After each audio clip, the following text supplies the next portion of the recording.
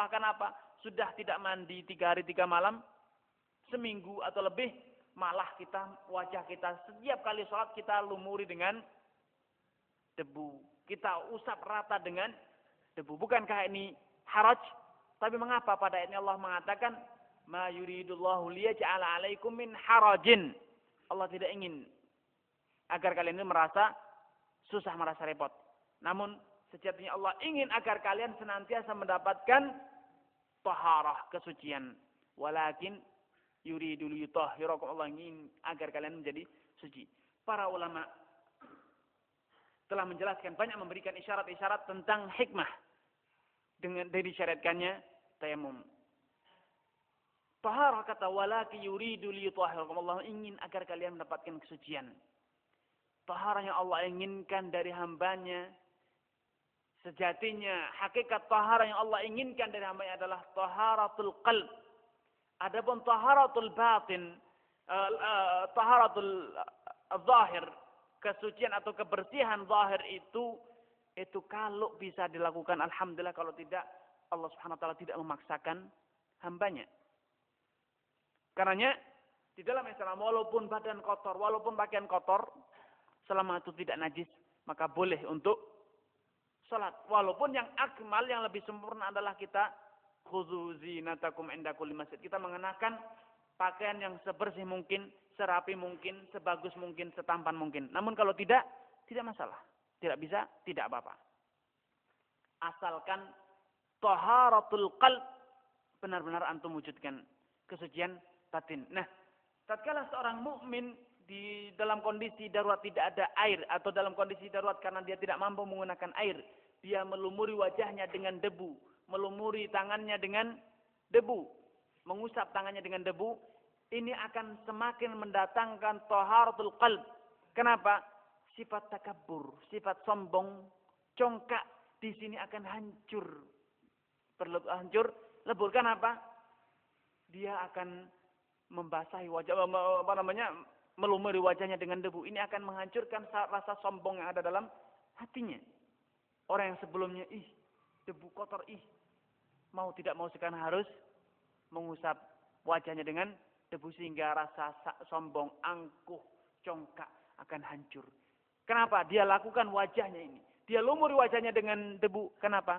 Semuanya adalah khudu'an wa idlalan. Semua dalam rangka tunduk dan patuh menjalankan perintah Allah Subhanahu wa taala, sehingga benar-benar kesucian yang Allah inginkan terwujud dalam dirinya. Kesucian apa? Kesucian batinnya. Batinnya akan menjadi tunduk, ia akan menjadi rendah, dan dia ingat sekaya apa dia, sepandai apapun dia, sebersih apapun, sewangi apapun dia, ingat asal usul dia apa? Dari apa? Dari debu, dari tanah. Dan inilah yang ia lumurkan sekarang ke wajahnya. Karenanya para ulama mengatakan, hikmah yang kedua, Allah Subhanahu wa taala tatkala memerintahkan kita bersuci, Allah menggunakan 2 hal yang itu merupakan asal usul manusia. Dalam kondisi normal kita disyaratkan untuk berwudu dengan apa? Air, dan itulah asal usul manusia. Khuliqa min ma'in dafiq yakhruju min baini sulbi wat tara'ib. Manusia diciptakan dari air. Dan juga manusia hidup dari air. Tergantung dengan air. Kalau tidak ada air, manusia tidak akan pernah bisa hidup. Wa ja'alna minal ma'i kulla syai'in hayy. Kami jadikan dengan air ini segala sesuatu bisa bertahan hidup. Kemudian alat kedua yang digunakan untuk bersih adalah turab, tanah. Dan manusia asal usulnya diciptakan dari apa? Dari tanah. Dari tanah. Abuna Adam alaihi salam. Allah Subhanahu wa taala ciptakan Adam dari apa? Dari turab. Dan tatkala manusia, kaum muslimin, dalam kondisi tertentu tidak mendapatkan air atau tidak mampu menggunakan air, ia mensucikan dirinya dengan tayamum. Ini yuzakiruhu, mengingatkan dia dari asal usul manusia. Dan inilah yang diingatkan Rasulullah SAW tatkala dalam Hajjatul Wada'. Ketika seluruh kaum muslimin kala itu berkumpul pada perkumpulan terbesar yang pernah dilakukan oleh Rasulullah SAW, yaitu ketika beliau ada di padang Arafah. Beliau mengatakan, ala la fadla li Arabin ala a'jami. Tidak ada kelebihan orang Arab dibanding orang non-Arab. Wala li ahmar ala aswad. Orang yang berkulit merah, berputih merah, kemerah-merahan, tidak ada kelebihannya dibanding orang yang berkulit hitam. Sebaliknya pun demikian, yang hitam tidak ada kelebihan dibanding yang ahmar. Begitu juga warna kulit yang lain tidak ada kelebihan. Illa bittaqwa. Kemudian Rasul mengatakan, ala inna kullukum min Adam. Semuanya kalian adalah berasalkan dari anak keturunan Adam. Dan Adam dari mana asal usulnya? Min turab. Rasul mengingatkan, tidak boleh ada kesombongan karena ras, kesombongan karena suku, keangkuhan karena harta kekayaan, penampilan dan yang lainnya, tidak boleh ada. Kenapa? Apalah yang Anda bisa banggakan kalau ternyata kalian semuanya adalah berasalkan dari Adam, dan Adam sejatinya adalah dari turab. Awal mulanya diciptakan dari turab. Sehingga tatkala antum bertanya menggunakan turab, ini mengingatkan antum kepada asal usulnya. Kepada asal usul antum. Jabatan, harta kekayaan, kedudukan, ilmu dan yang lainnya itu semuanya adalah umurun muktasabah. Hal-hal yang antum peroleh setelah antum ada di dunia ini. Sebelumnya antum tidak memilikinya. Tidak ada jabatan, tidak ada harta kekayaan, tidak ada ilmu, tidak ada yang macam-macam. Asal usul antum adalah dari turab yang hina dina. Dan antum akan kembali kepada turab. Kembali ke dalam perut bumi. Karenanya dengan antum mengusapkan tanah ke wajah, debu ke wajah antum, mengusap ke tangan antum, ini mengingatkan antum akan asal usul antum sendiri. Sehingga dengan antum mengingat asal usul dan juga kembalinya antum, yaitu kembali kepada turab, ini akan menjadikan antum tawadhu, rendah diri, tidak akan sombong. Antum akan terbebas dari amradul qulub, berbagai macam penyakit hati, penyakit jiwa. Sehingga benar-benar seperti Allah nyatakan, walakin yuridu liyutahhirakum. Allah benar-benar dengan mensyaratkan wudu dan tayamum ini benar-benar ingin mensucikan kalian, mensucikan hambanya. Bukan karena Allah Subhanahu wa taala menginginkan agar antum tampil dalam keadaan semakin kotor, tidak. Agar antum repot, susah, atau mungkin alergi, tidak. Namun yang Allah ingin agar kalian ini benar-benar suci. Kalau suci secara fisik tidak dapat karena dalam kondisi tertentu, dalam kondisi tidak ada air, maka kesucian batin tidak boleh ditinggalkan. Kesucian batin tidak boleh ditinggalkan. Kalau di dalam wudu, dosa-dosa antum akan turut berguguran dengan aliran bersama aliran air wudu, maka dengan taharah darurat, yaitu taharatut tayammum, maka antum pun bisa mendapatkan hal yang sama. Yaitu apa? Riqqatul qalb. Hati antum menjadi terketuk. Hati antum akan menjadi terbebas dari berbagai penyakit hatinya. Sehingga kesucian batin ini benar-benar antum dapatkan. Babut tayammum. Syekh Muhammad mengatakan bab tayammum. Di dalam bab ini, Al-Mu'allif rahimahullah ta'ala akan menjelaskan tentang berbagai hal yang berkaitan dengan ahkam tayammum. Dimulai dari syarat-syaratnya sampai pada ahkam-ahkam yang berkaitan dengan tayammum. Saya memulai bab ini dengan mengatakan faslun wa syara'itut tayammumi khamsatu asya'. Wujudul uzri bisafarin aw maradin.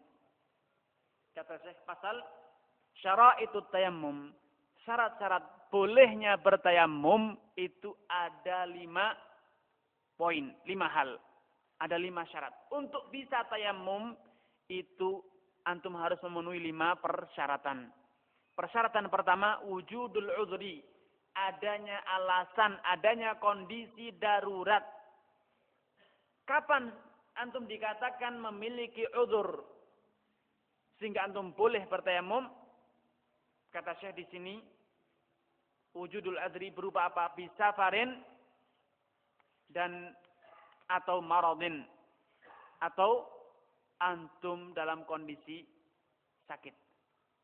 Dalam kondisi sakit sehingga antum tidak mampu menggunakan air. Di sini saya mengatakan bisafarin. Ini dapat dipahami bahwa ketika antum fi hadarin, ketika tidak safar berarti tidak boleh tayamum. Kecuali kalau antum sedang marad. Jadi alasan untuk tayamum menurut Syekh itu ada dua. Safar atau sakit. Jadi kalau antum sedang mukim dan antum tidak sedang sakit, berarti antum tidak boleh tayamum. Ketika antum sedang mukim dan antum sedang dalam kondisi sehat walafiat, antum mampu menggunakan air, maka sama sekali tidak boleh bertayamum. Kenapa? Bukankah ketika kita hadar pun juga ada kemungkinan tidak mendapatkan air? Dalam kondisi kekeringan misalnya. Tidak, bukankah ini mungkin? Mungkin. Namun itu nadir. Itu kondisi yang bisa dikatakan mustahil. Kenapa? Kalau antum di kampung halaman sendiri, dalam keadaan mukim, tidak menemukan air, maka mustahil antum bisa bertahan di sini. Pasti antum akan segera hijrah. Pasti antum akan tinggalkan kampung halaman ini. Kenapa? Di kampung halaman yang tidak ada air sama sekali. Hanya cukup untuk minum saja. Untuk mandi, untuk berwudu tidak cukup. Maka mustahil antum bertahan di tempat ini. Karenanya, para ulama mengatakan, fuqaha mengatakan, tayamum karena alasan fuqdanul ma'.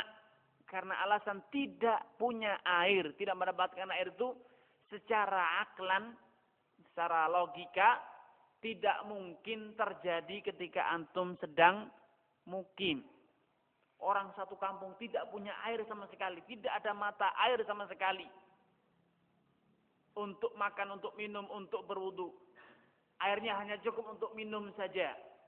Untuk mandi, untuk wudu tidak cukup. Tidak ada, ini mustahil.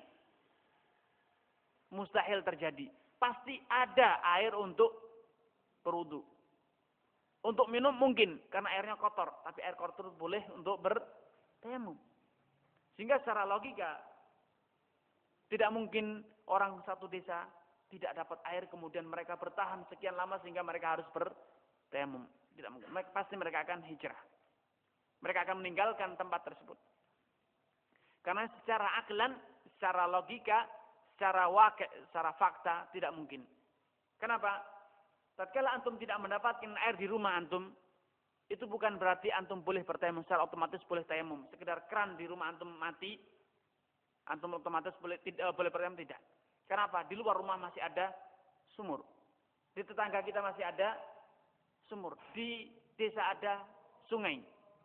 Sehingga kalau di rumah tidak ada, maka antum harus mencari ke tetangga, di kampung sebelah misalnya. Di RT ini tidak ada air, maka di RT sebelah masih bisa antum cari. Karenanya di sini saya mengatakan uzur yang membolehkan antum tayamum itu hanya ada dua. Sakit walaupun mukim karena antum tidak mampu air boleh. Atau karena antum safar. Antum ketika safar betul antum sehat namun antum tidak mendapatkan air, itu sangat memungkinkan. Di safar, air yang ada hanya cukup untuk minum, mempertahankan hidup. Tidak cukup untuk bersuci. Ini hanya bisa terjadi dalam kondisi safar. Namun dalam kondisi hadar, mustahil. Antum bisa bertahan hidup di satu negeri yang tidak ada air, yang hanya bisa cukup untuk minum saja. Ini mustahil. Secara aklan. Karenanya, para fuqaha mengatakan, uzur untuk bertayamum itu, imma safar wa imma marad. Sehingga satu-satunya kemungkinan antum untuk bisa tayamum ketika antum mukim adalah ketika antum sedang sakit dan antum tidak mampu mendapatkan air. Jadi penjelasan Syekh di sini ini tidak sama sekali bertentangan dengan ayat yang mengatakan wa in kuntum bahkan sesuai dengan ayat wa in kuntum marda aw ala safarin. Wa in kuntum marda aw ala safarin falam tajidu